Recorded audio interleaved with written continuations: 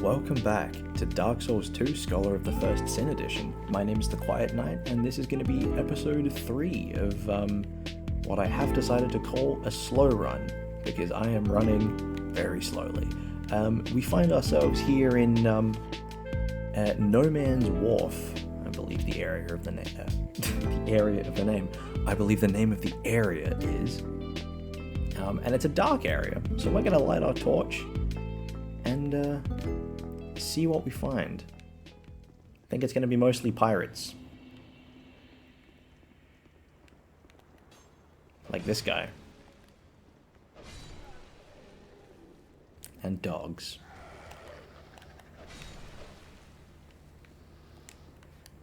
Now I'm very much hoping, I know I said this at the beginning of the last episode, but I'm very much hoping that the video quality for this episode improves. I'd like to thank Rose Knight, username Rose Knight, for leaving a comment under one of my videos, giving me some wonderful advice for recording higher quality footage.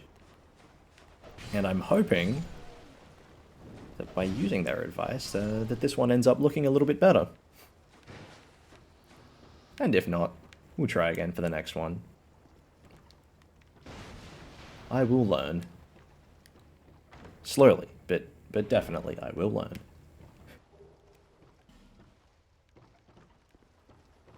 Haven't talked much about the area, but yeah, this place is very dark. A lot of the areas in this game are quite dark. The developers, I believe, intended for the torch to be used quite a lot more than I think it ended up being used. But I do like the way that it is used in places like this, where you can actually go around and light torches and light the path as you go. And we'll find a bit later on in the level that there is a section where we can light like a big chandelier in the sky, almost, I think. Either way, we can light the area up. Ooh, some cuffs. I've been looking forward to picking up some nicer armor. This is still the starting gear. I know we messed around a bit with that hollow infantry gear the last few episodes, but kinda looks like shit. So, you know, who is this? Are you real? No, Bradley of the Old Guard. You are a certified Dark Souls 2 NPC. Let's grab this. Is this life gems? Yeah. Oh, crap. Everyone is coming at once. No innuendo intended. No innuendo intendo.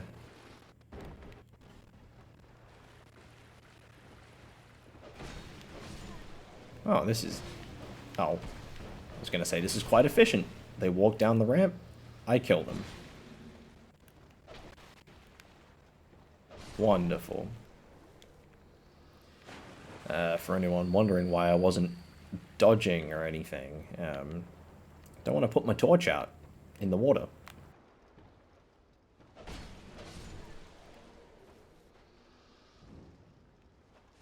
And I did sort of just jump straight into this episode. I would like to say, if you are returning from a previous episode or from one of my other videos, thank you, and welcome back. How you going? I hope it's well. I hope wherever you are and whatever you're doing, you are comfortable, first and foremost. Not like this guy. Oh, geez, not like me. When a pirate jumps down from the ceiling and... Yeah, I don't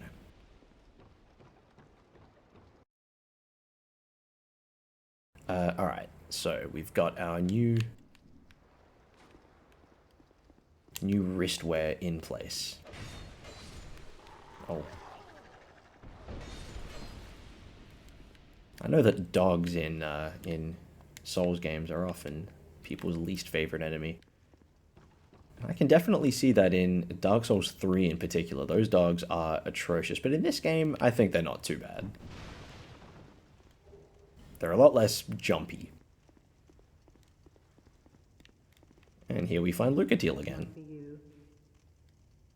The longer I am here, the more madness I discover. Her story, from what I remember, really just covers her kinda losing it over time. Losing her memory. And there's a lot of that sort of theming in this game. About losing one's memory, one's connection with the past. Ah, yes. I have not thanked you for humoring me the other day. This is for you.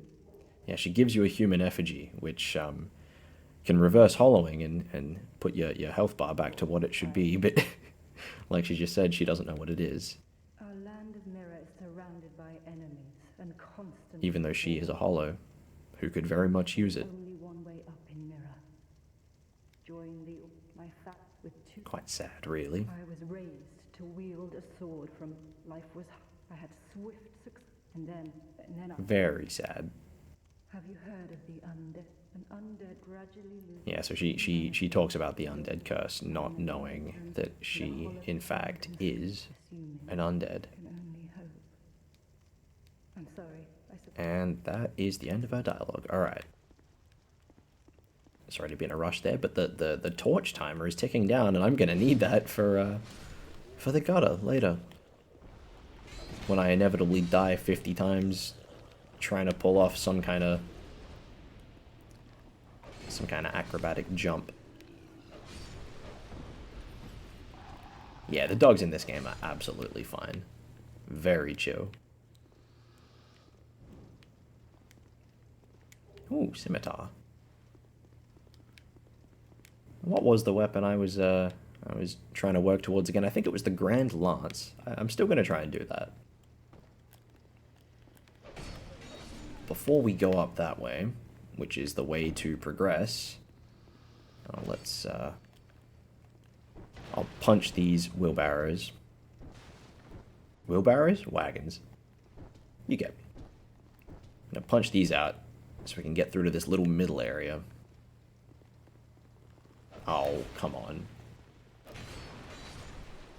And that in front of me is a pot of oil, which if it gets on me, the fire arrows that dude up there is going to shoot at me will do a lot of damage.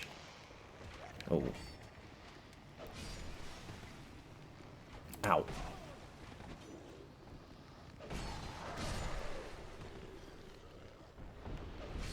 There we go.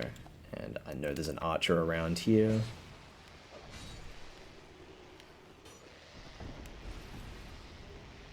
Oh. I don't know if you can hear that sort of strange rasping sound in the background, but that's a certain enemy type that we will run into a little bit later. Definitely one of the freakier enemies in this game.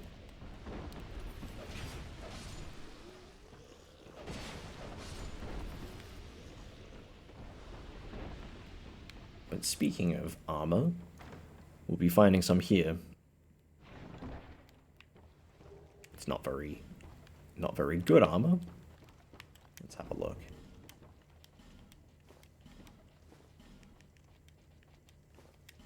Yep, looks good. I always thought the headpiece for this set just looked silly. Also the chest piece looks kind of silly. I don't know, we look a bit like a blacksmith. I guess that's fun. What if I... Yeah, nah, we're gonna go back to this, I think. You know what, let's keep the headpiece on. I said it was silly, I made fun of it, but we're gonna roll with it, and I'll change my pants back to something better. Whatever. Looks good. For now.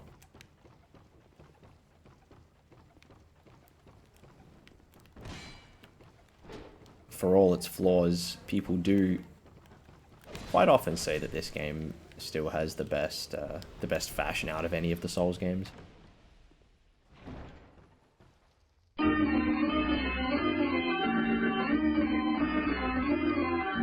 Apologies for that brief intermission, guys, or, well, I mean, it was a brief intermission for you. For me, it's actually been a week between gameplay sessions. I started recording for this episode, and then something came up. It's been a while since I've been able to come back. So this is all going to be a part of episode 3. But for me, it's going to be a little bit of a disconnect, but that's fine. Unlike 9 Souls, I don't think I'm going to need too much of a refresher for Dark Souls 2. I've played this one a few times. Just need to remember which parts of this level I've already been to.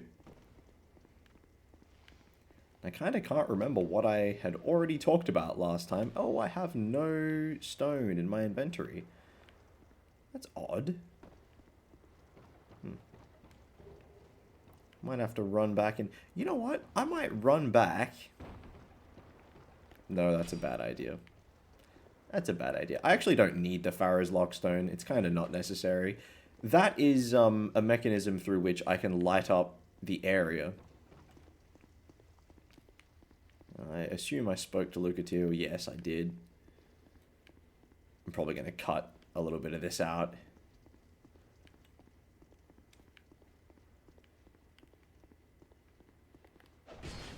Yeah, so I assume I got about this far. Either way, let's press forward and hope that my torchlight will be enough to defeat these guys. I don't quite know what they are. I'm sure they have a name. Whatever it is, I don't know it. But these things used to scare the absolute heebie-jeebies out of me the first time I played this game. And I mean, look at them. Usually they're a lot more aggressive and they do quite a lot of damage and heavy bleed build-up. But they are afraid of light. So it is fortunate I have my torch. Hello. Love little random occurrences in these games where the environment can be damaged. Well, I mean, it's not random, it's a scripted occurrence, but still cool that it happens, you know?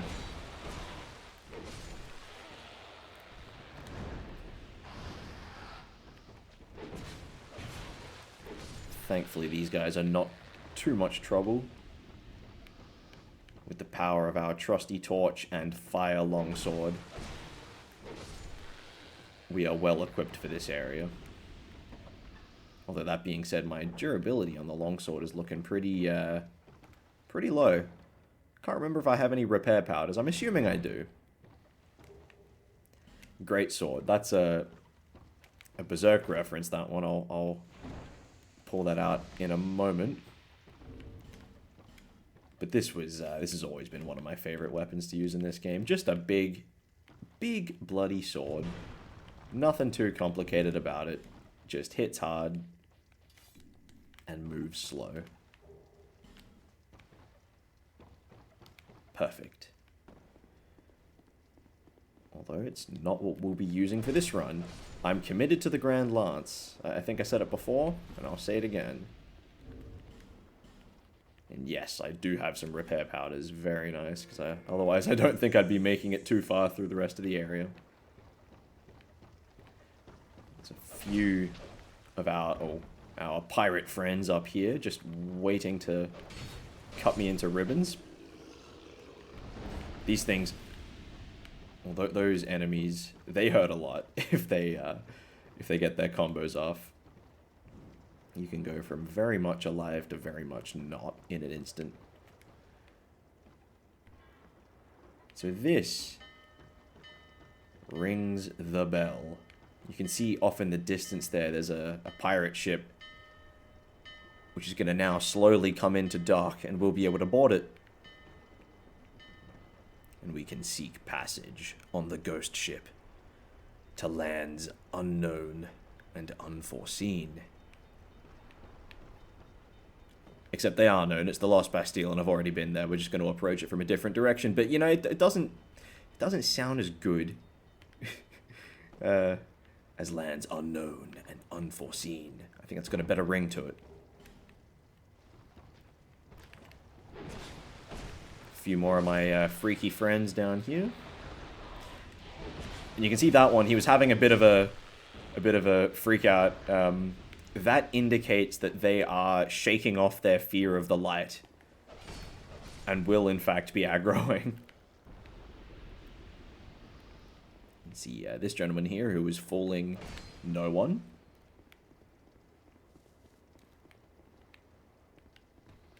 Oh, forgot about this. That's a Scholar of the First Sin exclusive. This dude showing up. I mean, he's not a Scholar of the First Sin exclusive enemy, but this is a different location for him. I believe in the base game, this enemy only appears in the Flexile Sentry boss arena in New Game Plus, unless I'm mistaken. It has been a very long time since I've done New Game Plus in this game. He can die to poison. And I don't know how much the recording is picking up the game audio, but you can probably hear that little jingling off to the side here. And this interesting looking wall. But that item we just picked up, Fragrant Branch of Yore, is going to help us unpetrify some of those statues we've seen. Give us a few more locations we can get to. And of course, this little cave is interesting, because it kind of shows that there's more than one type of invisible wall in this game. Or I guess this one's not an illusory wall as such, but, you know, there are other secrets to be found in other ways. Let's see if I can no-scope that one. Nice. And get a refund for my throwing knife. Wonderful.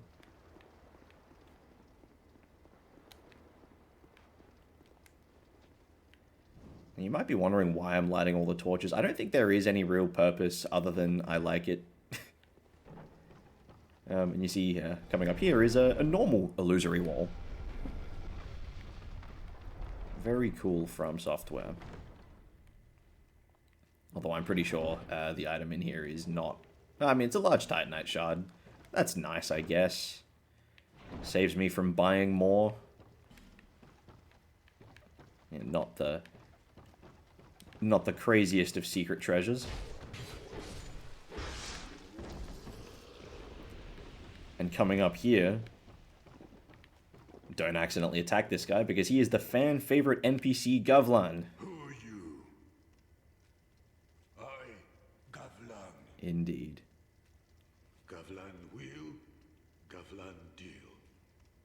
Gavlan wants soul. Many, many soul. What you want. With Gavlan, you will, you deal. Wheeling and dealing. That sums up Gavlan. And drinking. He does love a good drink. I never see him refill, but my goodness do he be drinking. But this is, I believe, the only merchant in the game that lets us sell stuff to him. So we can get rid of a whole bunch of our crappy items or double-ups for a bit of extra cash. And this NPC does end up moving locations, so if you want to sell your stuff, make sure you do it now. Until you get to him the next time. We can sell some of these online play items, which I don't think I'll be using in this run, to be entirely honest with you all. He also does sell a few things. Ring of Giants is nice. Gives a good little poise buff. Poison arrows, I think, is something I might want a little later on. I am gonna buy some moss. I'm gonna buy 2 moss just for later. And screw it, I'll buy his cache of poison arrows. Thanks for that, mate. We'll be seeing you later. And let's open up a little shortcut back to where I started my recording session today. Not the episode, my recording session today.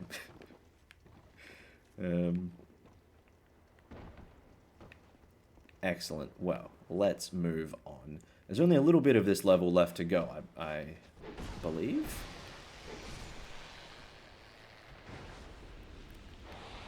And a pretty cool boss fight. Probably not the most difficult boss fight in the world, but definitely a pretty unique one, I think. This game does get some criticism for the repetitiveness, or I guess the similarity between its boss fights, but this one, I think, does really stand alone. At least in concept. See ya. And this is another little shortcut that's going to get us back to the start of the area, so very glad I did that. I don't think I have the stats for it, but if I do run along a bit further here, find this old bloke. I see light, but it remains dim. Yeah, and he just calls you dumb. And I've no interest in the magic. He calls you dumb unless you have a certain level of intelligence, which I do not. I also don't in the game. Ha ha ha. And you can see off to the side here another guy who is not fooling anyone. Oh. But he do be poisoned through attacks. Is this a real person? No, it's Lucatiel. Maybe I should summon Lucatiel. Do the quest line. It would be something for me to do that I haven't done in a long time too, which could be fun.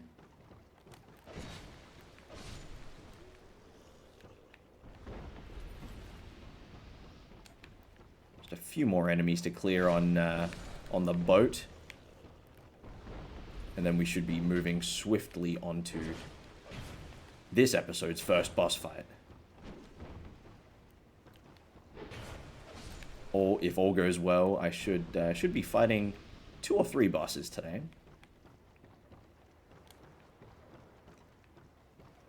And I really should... Oh, I don't need a repair powder. We won't need it. I also don't need this. Oh, I've tried to two-hand in the Elden Ring method again, but we don't need the torch anymore. But let's fight the Flexile Sentry. This is a kind of like a conjoined twin boss. He's got one half wielding these huge curved swords, and the other half wielding the spiked clubs. Depending on which side is facing you, that's the attack pattern you're gonna get. You'll find it's much easier to face the club portion. He's kind of slow and very easily readable. And you can kind of strafe some of his stuff like you just saw. Somewhat of a hidden mechanic in this fight, although I think it's been well documented to this point, is the rising water level. If you stay in this fight for long enough, the water on the floor keeps rising, and it'll eventually make you start moving pretty slow and fat rolling, but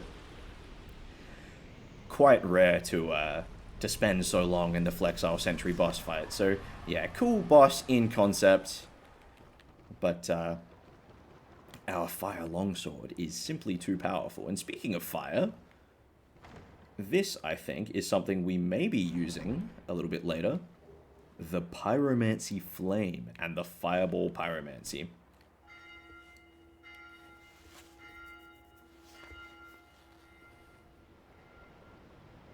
And get us a nice little cutscene here of us boarding the ship to lands unknown and unforeseen. Yeah, they call it the Lost Bastille, but there are like, what, 2, 3 ways to get there? Like, everyone knows how to get there. It's not that lost. Just call it the Bastille.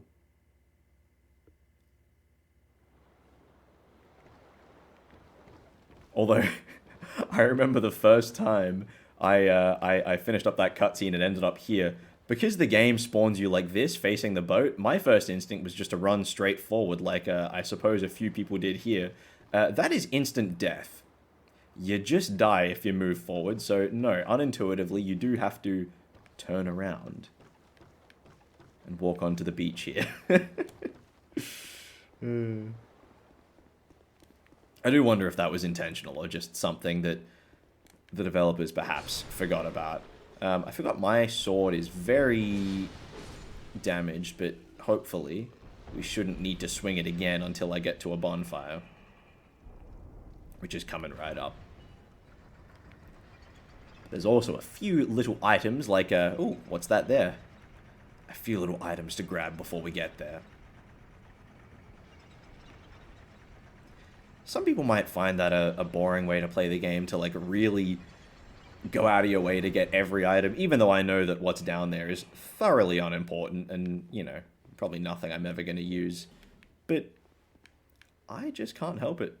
It's just how I have to do it. So let's run in and out of the elevator.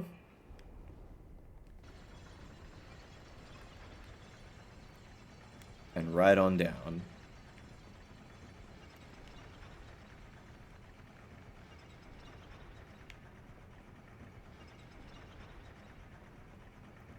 See, it is quite a bit of time to spend on, what do we get? Scimitar, and you know what? Repair powder is quite good. I do use repair powder. Durability is real in this game. Not like in Dark Souls 3. It's funny, I'm glad they realized in Elden Ring, you know, they're going away from the whole weapon durability thing, which is great, and they didn't bother including anything along the lines of a repair powder, but Dark Souls 3, even though you will legitimately never use it, they've still put repair powder in the game, and there is still durability. It's just never going to come up unless you want it to, I guess. Let's grab us the Yotstava special, the common fruit.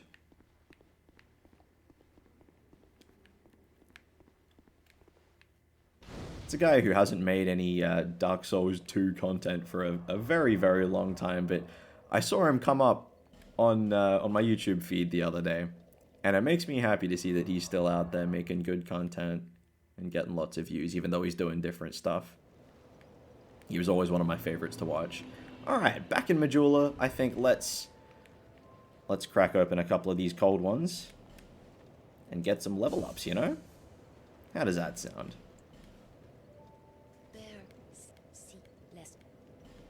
22:18. So right now we have 14:10. So we can get to 22. We can get to 22.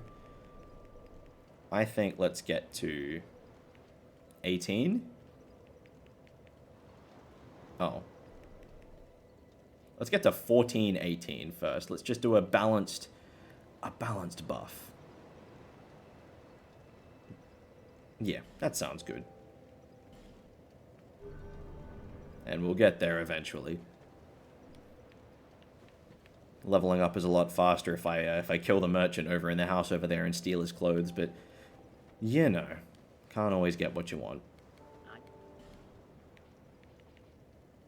Oh yeah, so Farah's Lockstone. I just never bought this one, which I will now. Thank you kindly. Alright, so we've done No Man's Wharf, and we've now approached the Lost Bastille from a different angle.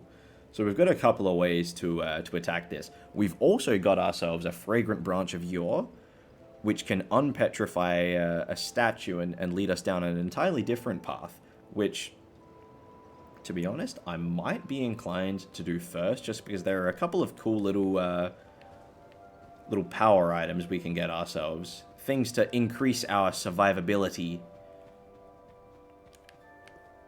which I think will be well worth it in these early stages. You probably recall, or if you watched episode 1, that I did go down this way before anything else, but it comes pretty quickly to a dead end unless you have the Fragrant Branch of Yore. Lots of dead people here. Wow. I guess, I mean, there is a little bit of an encounter here, but surprising so many have died to it. So, let's use our Fragrant Branch of Yore to free up this NPC, who is named Rosabeth, I think? How you going?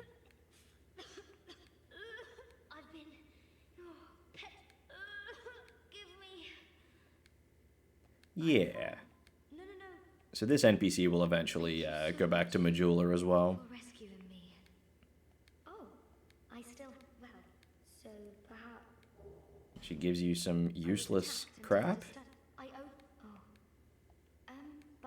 But she won't go back to Majula until you give her some clothes.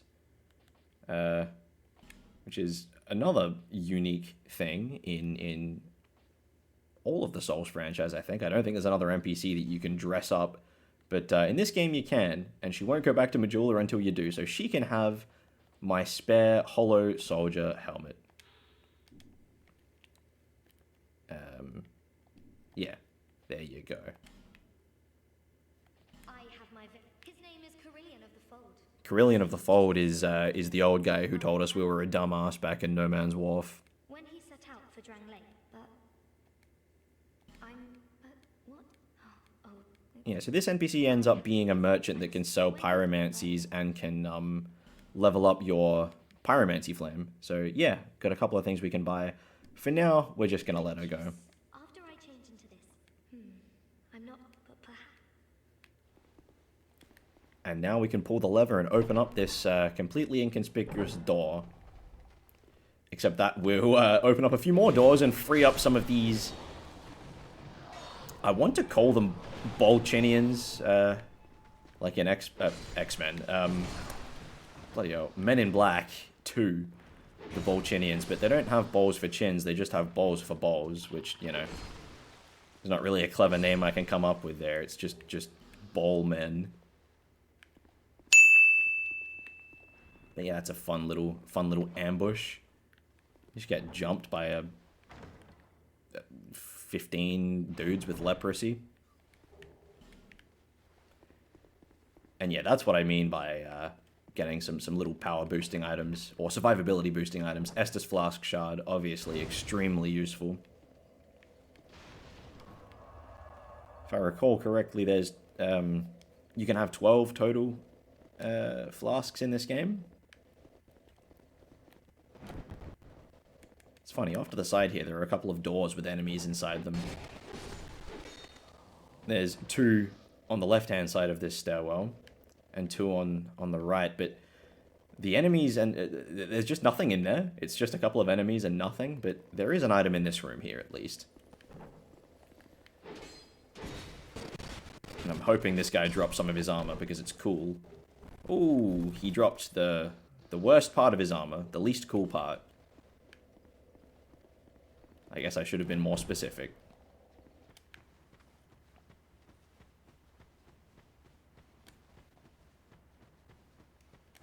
So here we are, entirely new area, the Shaded Woods. This is a pretty extensive area with a few little branching paths, and plenty of still haven't decided what I'm going to call these guys. Plenty of whatever you want to call these dudes, these pleasant chaps.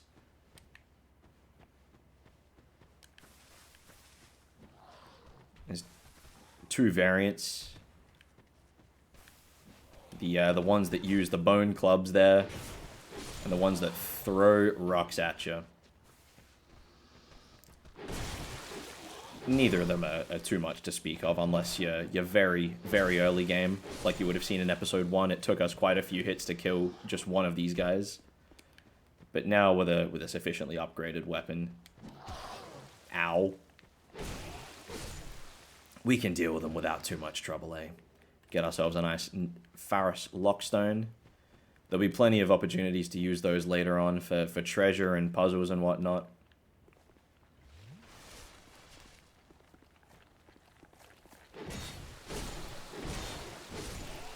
Ooh, get ourselves out of there. Oh, missed. A few more soul items. Loreheads out there. Who is this? I've always wondered who this is actually a statue of. It's probably something to do with Gwyn or one of his children. Is it Guinevere? Is that Guinevere? I don't know. This area, like this castle, kind of reminds me of Firelink Shrine in Dark Souls 1. I don't know if that's what it's meant to be, but it just gives me a similar vibe. So yeah, got us a new bonfire, and there's 3 paths we can go from here. I think only one of which is actually going to lead us to a place we can make any real progress in. But there is treasure down the other two paths. I'm probably not going to bother with them for now. I'm just going to go and get to the place I need to be. And then probably jump back into the Lost Bastille. So, yeah, this is a pretty annoying area to deal with, clearly. Can't really see much. And there will be some translucent enemies to deal with, which you can maybe make out some of them lurking down there. There's one next to a tree. I see him walking around. I think he might have just noticed me. Come on, mate. Have a go. Nah.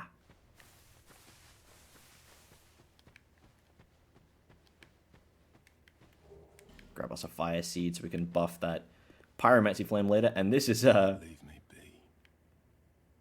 an NPC. Quiet. Well, the head of an NPC. What you meant? I'm probably not going to stick around and really go through all of his dialogue because he does a lot of talking. Which I suppose is fair enough for a guy that can't really be doing much else. Long and short of it is he's a very powerful warrior from a distant land, and something got separated from his body, which is still out there and killing people. He gives you the decapitate gesture, which is a bit of fun. And also, if you keep talking to him,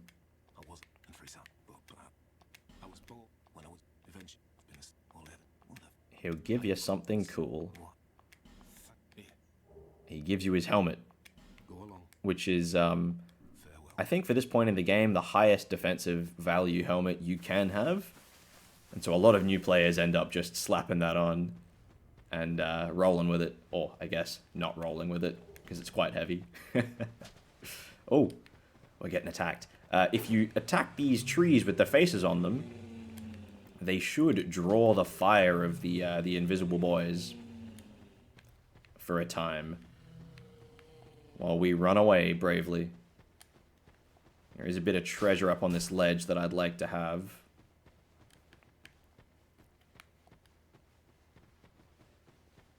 Although I can almost guarantee I'm being followed. Yes, I see you. Oh, and somehow that hit me still. Got him. Well, didn't quite get him, but... yeah, come on. Can open up this chest while we wait for him. And get us the Chloranthy Ring +1. We're going to be equipping that as soon as we get a spare moment. He's hit me again! I've seen him loading up the crossbow. I know when he's shooting, and I just roll straight into him. I'm going to quickly run back this way. Get into a clearing where we'll be able to see again, thankfully.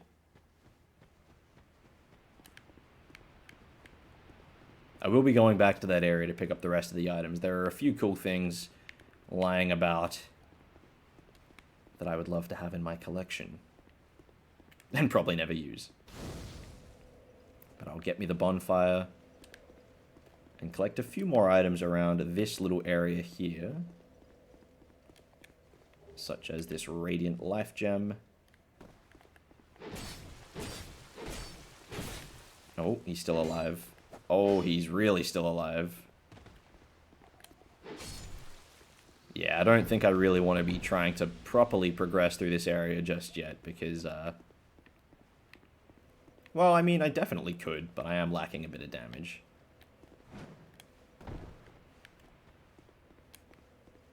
So we can kind of just jump out the window there.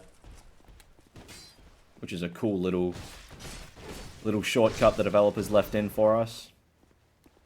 To get down to this area, and that chest, which has another of the little counterpart items for the Estus Flask Shard. It's got some bone dust, which will make our flasks a little bit better.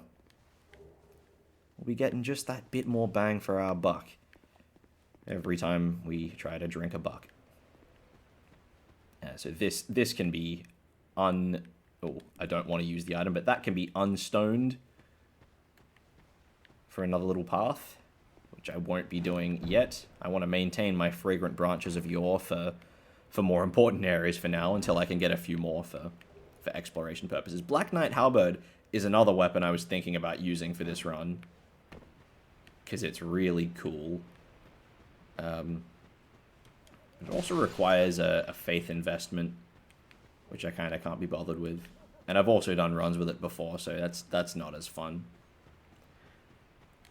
Yeah, this area has a few stone statues you can use your fragrant branches on, but I'll be leaving them for now. There's one more item I'm going to get, which is up around this way. Actually, I lied. There's two more items I'm going to get. One is down here and completely useless. Magic bolts. Wonderful. And one is above us and not completely useless. In fact, quite invaluable, some might say.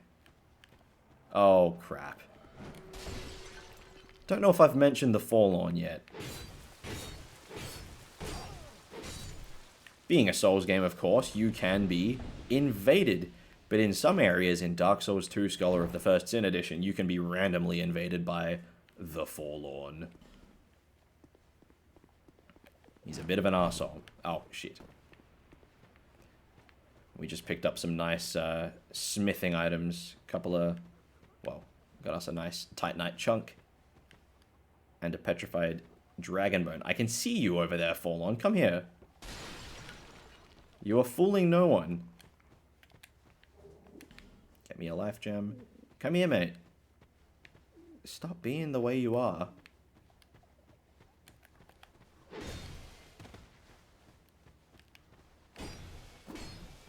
Should hopefully not be too difficult to deal with my mighty fire longsword on hand.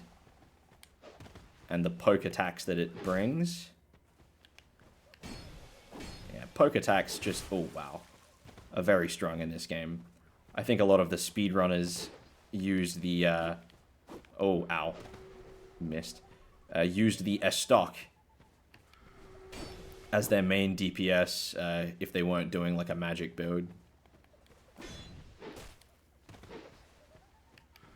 Oh. I really should have dealt with all of these curse pots before fighting Forlorn. But 'tis no matter. We got him. And for now, he doesn't really give us a lot. He gives us a human effigy, but there's a merchant later on that can sell his armor. He'll sell an additional piece of his armor every time we beat him, I think. But that's more than what I really intended on doing here. But while I'm here, I may as well just, you know, get carried away a bit. Oh, crap. I didn't realize there was a curse pot still cursing me. Oh, it's over there. I forgot. It's fine. Doesn't matter. Doesn't matter. I'm not upset. Now, I said I didn't really want to use my fragrant branches, but I'm fairly sure I get a refund for this one. Ah! Cursed. It's alright, it's a good thing I've got all those, oh, effigies. Forget, fire damage actually does not do a lot to these lion warrior dudes. They are well and truly resistant to fire. I think.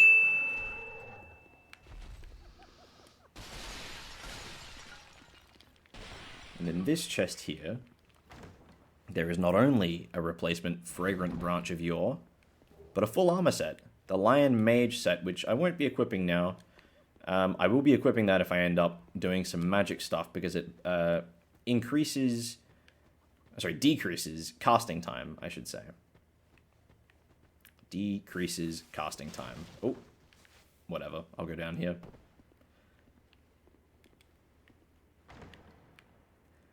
I've well and truly gone on a tangent.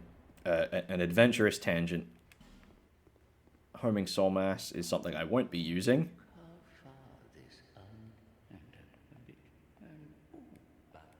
We'll be coming back to this NPC much, much later for some optional content. Oh, crap. And these little puddles of inconspicuous yellow liquid on the floor are hopefully not what they appear to be. but they are highly corrosive. So they'll destroy your armor and weapons when you start rolling around through them. I'll pick up this Twinkling Titanite, which we may get some good use out of later. And I can't unlock that door right now. I am lacking the requisite key. I think I'm just going to quickly go grab it. I put it off before, but I think I also get another refund for my Fragrant Branch in that room too. Let's just hope I do. Because the key to that room is dropped by this dude.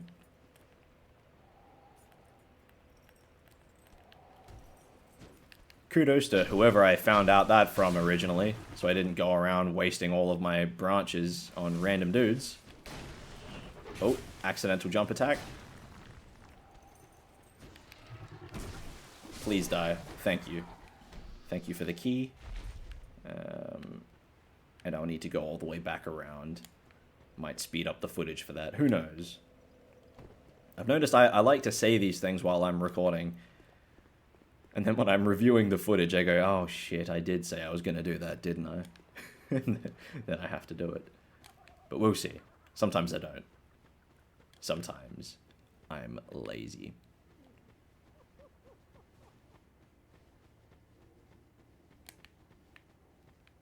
I can usually incentivize myself to do things like speeding up and cutting footage out by just not talking for those segments. So I'm kind of just shooting myself in the foot by yapping now, but it is what it is. Let's go through here and talk to this fine creature. Thank you for helping me. I am Ornifex. She is Ornifex. I owe you some form of thanks. If it would not trouble you, could you visit my... Thank you. Yeah, so we are going to visit her at her abode just down the way. Or right down the road. For some of her fine boss weapons. That's right, she gives us boss weapons. We can convert some of those boss souls we've been collecting into artifacts of strength and power. And some artifacts of shit. Some of them are really bad. But you know, that's fine. I've gotten everything I want to get here. Let's run back to Majula, hand in our Estus Flask Shard and our Bone Dust, and then get back to the Lost Bastille. Or Bastille. I think this episode I've gone with Bastille, and then that particular time I went with Bastille. I gotta be consistent. If I'm gonna be wrong about things, I really should just be consistently wrong. I suppose I can level up while I'm here. No, I'll do that in a second. Get us another bottle of juice. Which I really could go for in real life. I'd love to have a bottle of orange juice right now. There is nothing better than fresh orange juice, let me tell you.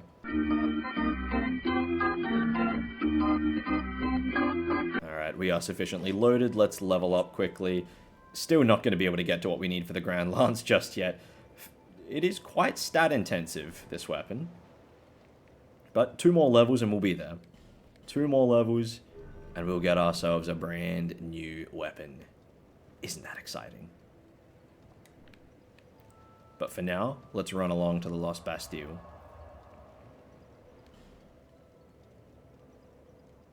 I think this is the new entrance we found.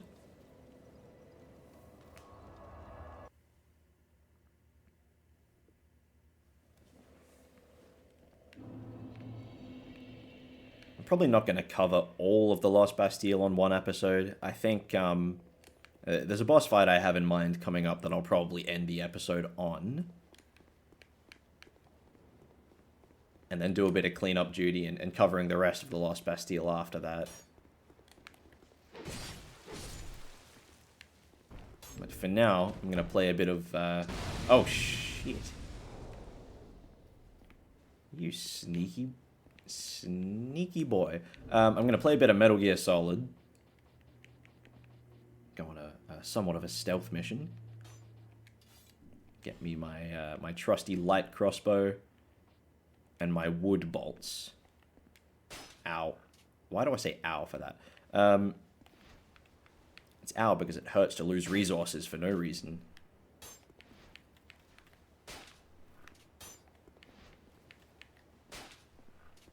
Oh, come on. Oh, no, I did get him.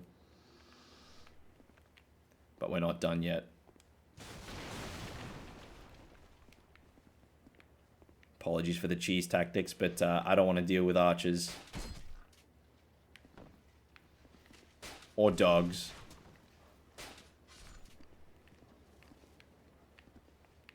That'll be fine. Let's jump down here. Little alcove off to the side. Which I know I sure missed the first time I played this. I also definitely tried to go down there at some point for no good reason. Let's move on. Now,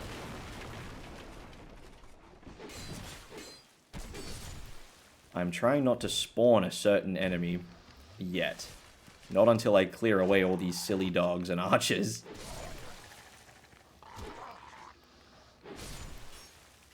Because I feel like I'm being followed or pursued, if you catch my meaning.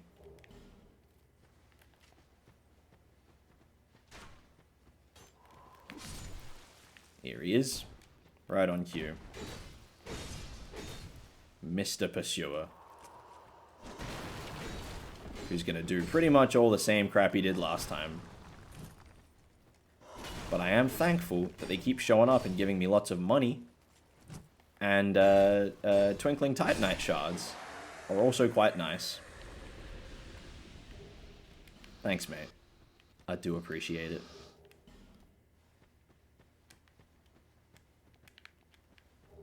I forget if there's an item up here. I don't think there is. Nope. There is certainly an item around the side, though. Being guarded by these wonderful dogs down this tight little corridor. Perfect place to fight dogs with a sword.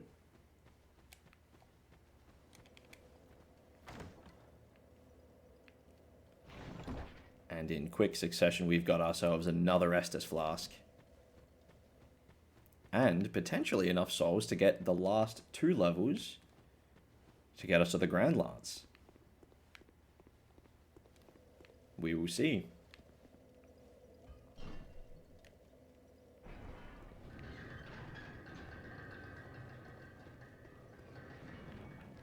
And this gets us... Oh my goodness, wow.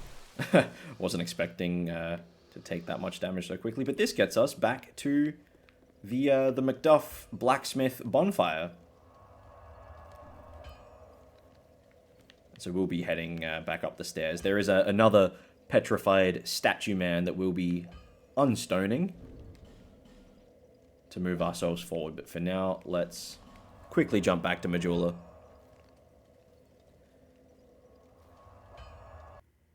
Gonna cut the footage here to do a bit of money stuff to see if I can get myself the right levels.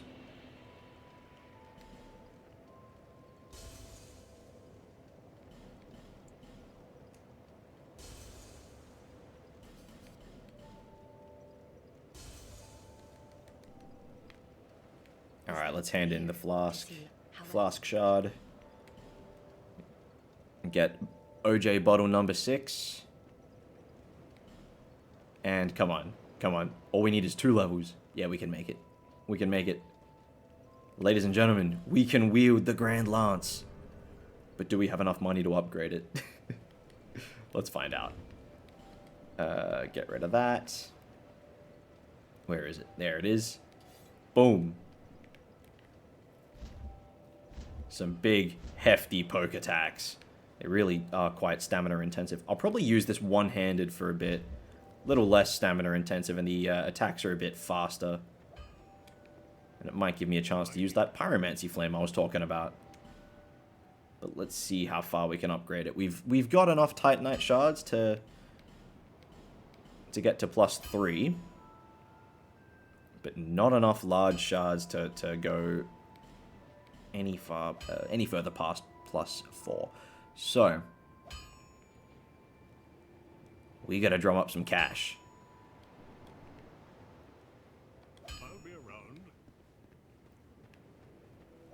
Suppose I can always just edit sections in non-chronological order. So I could run and get the cash and then fight the boss fight. We'll see.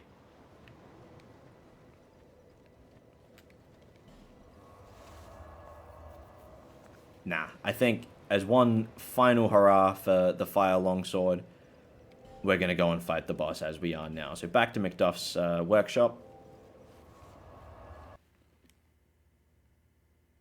And this boss coming up is, unless you know what you're doing, I think it's quite a difficult one.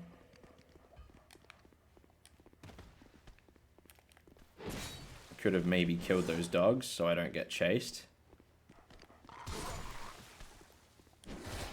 Not the smartest Dark Souls 2 player on the planet.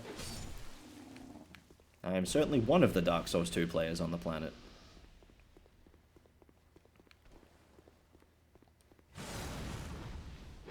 Ow, I knew I would do that.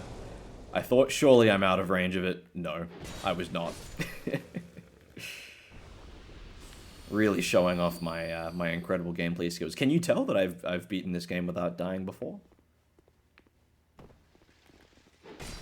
Oh. Oh no. Got him. And so yes, here is another petrified friend. And if we unpetrify him and wait for him to get up, we can talk to him and he will give us probably the strongest weapon in the game. Nah, I'm kidding. He's just a basic enemy.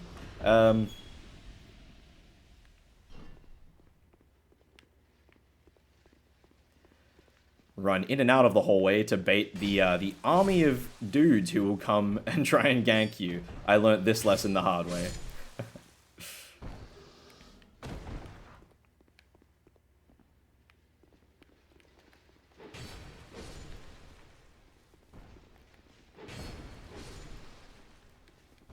Forget if there's anyone hiding in these containers here. No. Not yet. Down here there sure are. I see you. Hello. What a kind face he has. He looks kind of like what's he called? The mouth of Sauron from Lord of the Rings: Return of the King.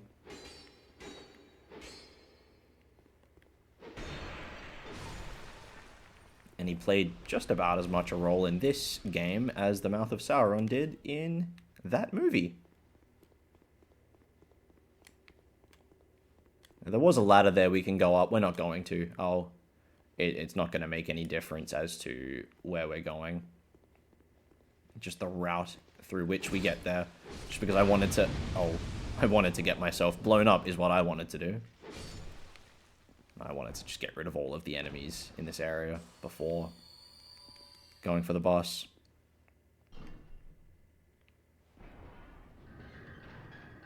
Which really is just right around the corner. Right down the road. Yeah, this guy's AI is kind of bugged. He'll just run away from you and start climbing down the ladder and then eventually realize that he's stuffed up and start climbing back up. But by then it's just far too late for him.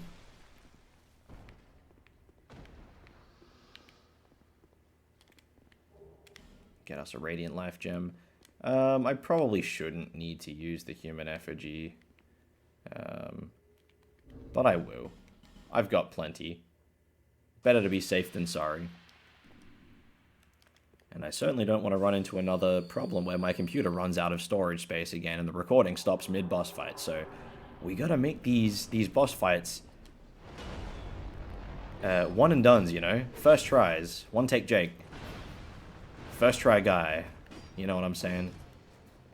But you might be noticing 3 health bars down the bottom and only 1 person. The other 2 will be coming. For now, we start this boss fight up on this ledge and we get to fight 1 enemy on its own. You can see the other ones will eventually be coming up to join us. One by one. But when the remaining 2 are both up here, it might get a little bit overwhelming, so I'll need to roll down into the the boss fight arena proper to deal with them, but I'll get as much damage out as possible before that. You can probably see why I'm saying this is one of those fights where, like, unless you know what you're doing, you might have, you know, a bit of trouble dealing with these guys. Ooh. Or you might just have some trouble anyway. So here we go. Now we have to fight properly. We should... Ooh. We should be okay, as long as we don't squander our stamina. Oh. Big spinning death attack. Duo version. Eventually, I think they throw their shields. And I should get a heal in. And really focus down Alessia, the one who is almost dead. Which I think is the one I'm locked onto. Oh. Not playing very well at the moment, guys. I said I probably wouldn't die, but at this rate... Nah, we should be okay. One Ruin Sentinel is not much of a threat.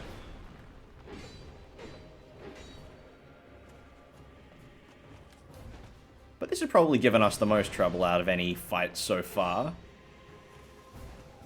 Granted, it's probably just because I'm playing a little bit hastily. There's nothing wrong with that. Not when we stay winning. This door cannot be opened. But we were on the other side of that before. This is a pretty cool room because it has probably the highest concentration of illusory walls in the game. Let's count them. There's one. I'm pretty sure this is not one. It's just somebody lying to you. And yet there's always just a part of me that wants to check anyway. Just thinking, you know, what if there is an illusory wall that I've missed after all these years?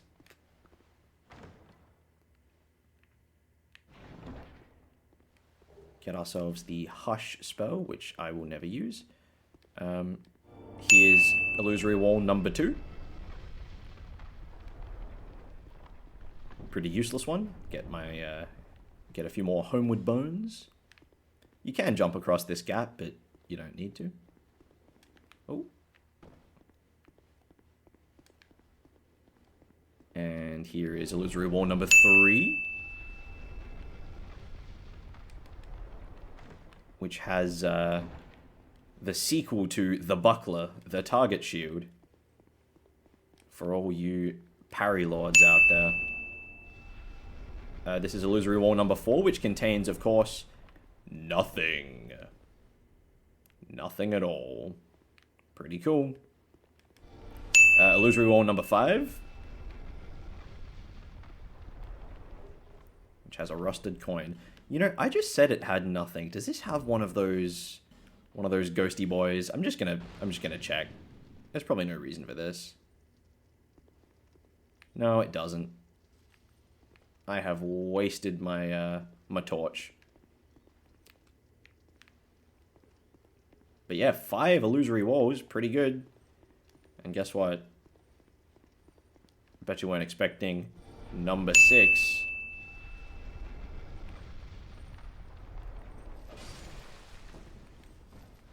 Yeah, definitely quickly kill that guy if you're coming into this room. Otherwise, he will blow up. He'll blow up you, and he'll blow up the treasure in that chest. Which is pretty lame. Just like this dude over here. That'll get you.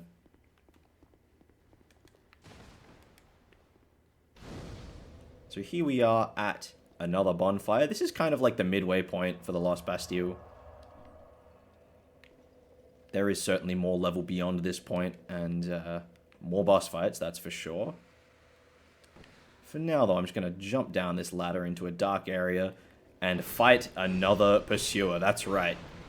You thought we were rid of him, but he just keeps pursuing. He do be in pursuit.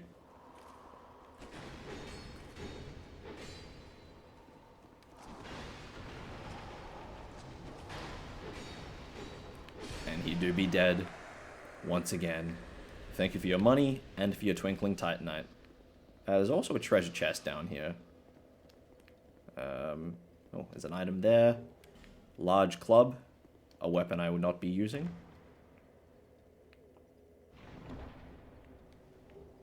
And the priest's chime. There's also a Pharis contraption here, which will unlock a secret passageway to another little sub-level. We're not going to go do that yet. But don't worry. In a later episode, I will be coming back and I will be doing all of these things that I'm leaving behind for the time being. They will all be addressed in time.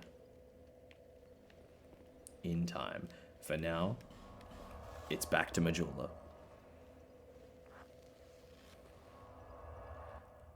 I'll be interested to see the footage for this recording when I'm done with it. Well, more so to listen to it, because I've been testing out a new method of reducing controller noise. I've put a blanket over myself so I don't get all the clicking and clacking of the controller in the recording. I don't know if that's something that actually upsets anyone else, but it certainly bothers me. I don't know why I'm here. I was meant to go to Macduff and get large Titanite shards. Be right back. Yeah, apologies, this has been a very disorganized session. The nature of getting interrupted on my first time round is just has thrown me out of whack a little bit. But I am going to upgrade my weapons. I need 3 of these. Is it 3?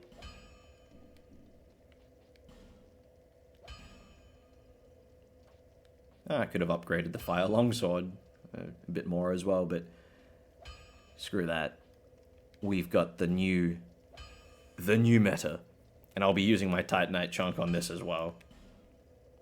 Alright, so this is now our best weapon. Goodbye, fire longsword. You will be remembered. But the great lance is greater. Let's go try it out. Let's go test it out on some bad guys. Look at that. Boom. Flattened. That's a bit of fun. And now my attacks aren't going to blow up every fire barrel I come across. Alright guys, I'm going to use the last of these souls I've got here to level up, and then I think I'm going to call it for episode 3.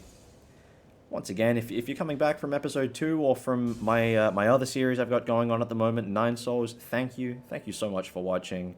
Thank you so much for sticking around if you've made it to this point. You know, all the good YouTuber sayings I can use here. But seriously, thank you.